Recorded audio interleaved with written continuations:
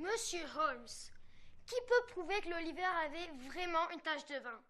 Si je vous dis que je ne l'ai derrière et que je ne peux pas vous montrer, qui peut prouver que l'Oliver avait vraiment une tache de vin? Monsieur Holmes, qui peut prouver que l'Oliver avait vraiment une tache de vin? Qui peut prouver que l'Oliver avait vraiment une tache de vin? Qui peut prouver que l'Oliver avait vraiment une tache de vin? Le docteur Watson n'est pas là. Ah ah, je coupe la chic, hein. Mille pardons, monsieur Holmes, mais ce que vous faites, cavaler droit sur une fausse piste. C'est pas dans le train-train de grand détective d'autrefois. Je veux dire, de celui des bouquins du docteur Watson.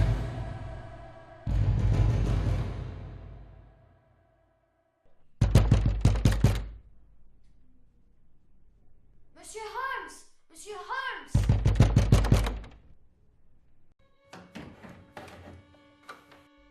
Monsieur Holmes!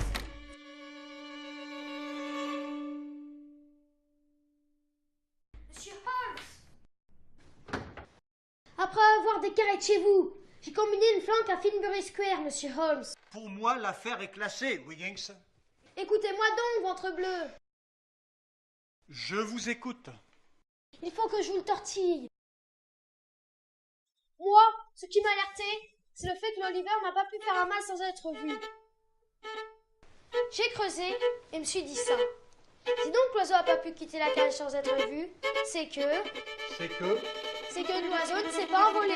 Oui, bon, certes, Wiggins, mais cependant, on a bien retrouvé l'oiseau entre deux eaux près de l'embarcadère Smith. Ça, c'est la marquise qui l'a jacté. Que voulez-vous dire? J'ai toujours pensé qu'il y avait quelque chose de fourré là-dessous, monsieur Holmes. Où voulez-vous en venir? Vous avez des éléments Pour découvrir derrière de la marquise, monsieur Holmes. La gouvernante de l'école Mercer aurait tué son propre fils. La marquise n'a pas estourbi l'Oliver, monsieur. J'en ai la preuve. Alors si ce n'est ni la gouvernante, ni le lord, qui est-ce? Je n'ai pas beau nier que quelqu'un a tué l'Oliver. Personne n'a tué le Loupio. On l'a retrouvé dans le Thames, son corps dévêtu, les vêtements... Le poisson mort du Thames n'était pas le garçon de chez Mercer. Où est Oliver alors? L'Oliver n'est pas mort, monsieur. Tout simplement parce qu'il est vivant. Vivant? J'ai parlé hier soir à l'Oliver. Et il s'est même déculotté pour me prouver qu'il n'avait pas plus de taches de vin au gigot que sur les fesses. Vous dites? Je vous la bouche, hein? La marquise a menti en prétendant reconnaître le disparu de chez Mercer. Elle a voulu qu'on croie que l'Oliver était cassé. Pour bien enfoncer le clou, elle a porté des frusques du marmot à l'embarcadère. Voici le mouchoir que m'a donné l'Oliver, monsieur. Il n'a pas voulu que son protecteur, monsieur Mercer, le croie abasourdi. Alors, le mort du Thames?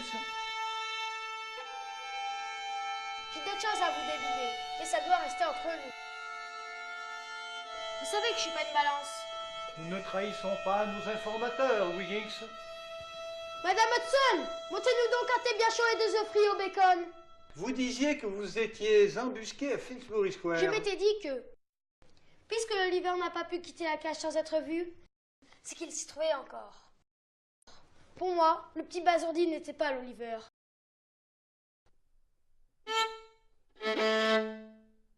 L'Oliver est un roublard, je me suis dit. Il a manigancé une couleur pour faire diversion.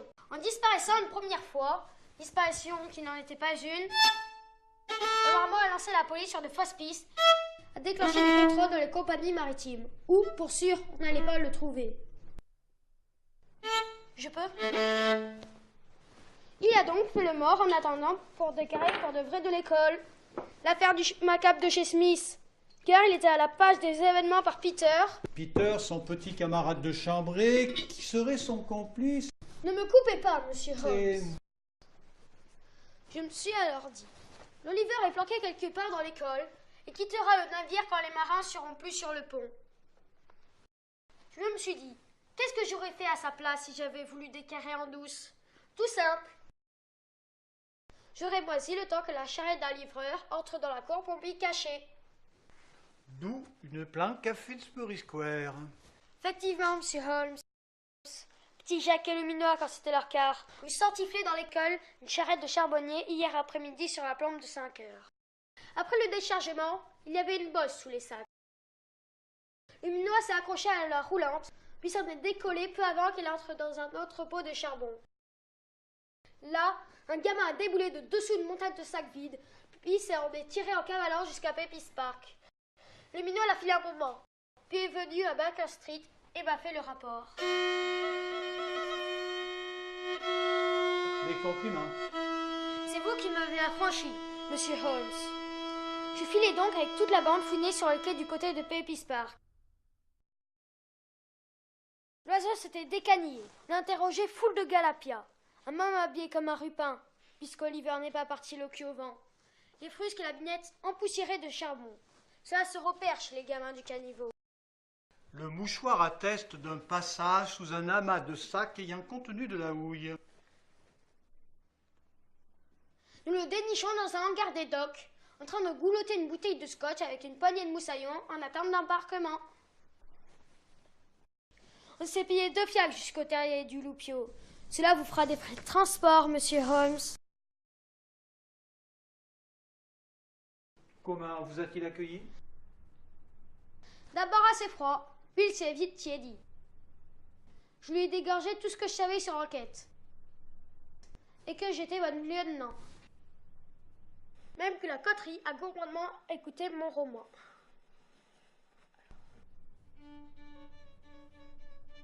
Et alors?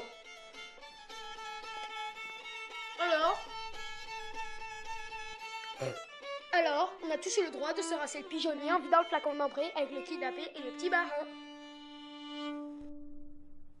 À son avant-dernière fugue, Oliver avait fait ami-ami avec une poignée de moussaillons en attente d'embarquement. C'est là où je vous prie, monsieur Holmes, de ne rien dégorger à la police, ni à Mercer, parce que le Peter était dans le secret. Le matin de la fausse disparition, pendant que la caserne cherchait le Loupio de cave au comble, c'était sous le lit qui était. Où est-il à présent, Wiggins? Il a dû embarquer ce matin, monsieur Holmes. Ne le dégorgez pas à la police. C'est qu'il ne faut pas qu'il soit rabattu à la pension. De toute façon, il referait ça mal. Avez-vous des informations sur le cadavre de l'embarcadère Smith? Là encore, c'est de fiole à fiole, mais sous le secret absolu. Le contrat est scellé, Wiggins. Bah alors, je vais vous dégoiser ça aussi. Chez la Mommerie, à Whitechapel, tout le monde le sait. C'est l'un des leurs, un gamin qui vivait d'entourloupe et de rapine. Suite à une embrouille à la dure, un petit vagabond, il est tombé sur l'angle d'un mur. Les mômes ont eu peur. Ils ont voulu se débarrasser du corps. En le jetant dans le fleuve. Effectivement. Il était dévêtu. Oui, mais, monsieur, faut se mettre à la place des mômes de la rue. Pourquoi qu'il fallait laisser le mort avec ses habits? Le basourdi n'en avait plus besoin. Cela se défend. Nous laisserons la police s'égarer dans quelque hypothèse de basse criminalité. Oh, merci, monsieur. Si les pelures s'agriffaient à l'affaire, j'aurais toute la marmaille pouilleuse de la City et de Whitechapel sur le rab. Et ça serait moi quand je jeterais en ragoût au pascaille du Thames. Rien d'autre, Wiggins? Rien d'autre, monsieur Holmes. J'ai tout remis, jusqu'au trognon. Cela vous fera un demi-souverain, en arrondissant, monsieur.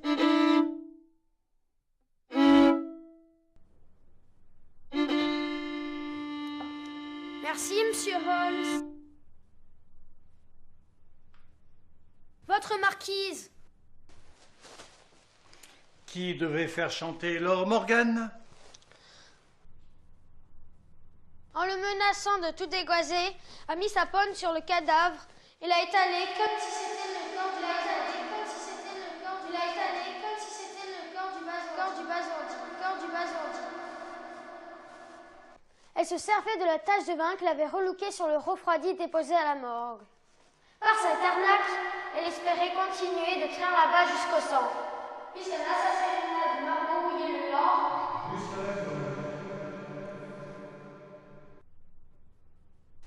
Elle largue près de l'embarcadère les vêtements bien en vue, sans les corneaux, qui eux étaient partis du gamin.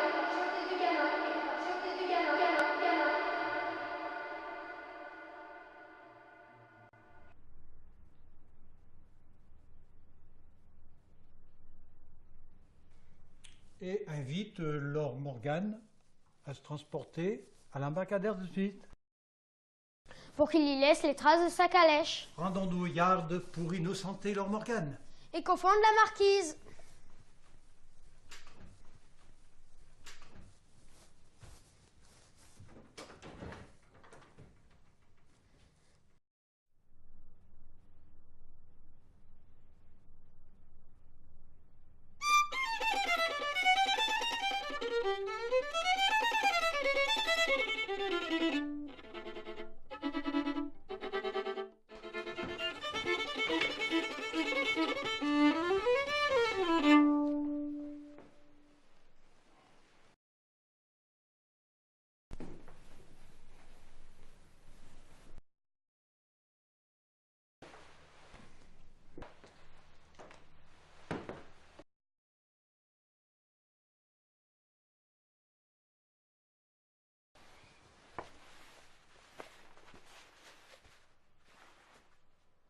Je garde.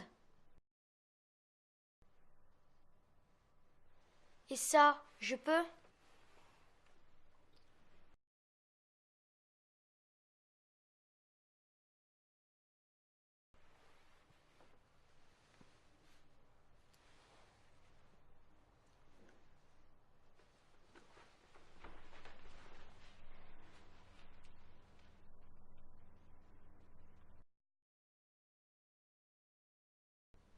Un innocent nous attend, Wiggins. Gigot!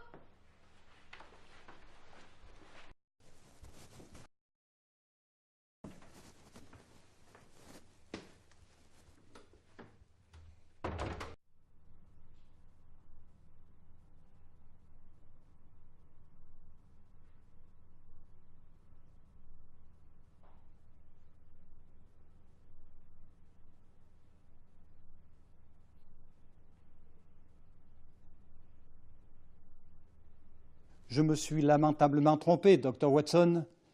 Il est temps que je prenne ma retraite. Ne pensez-vous pas?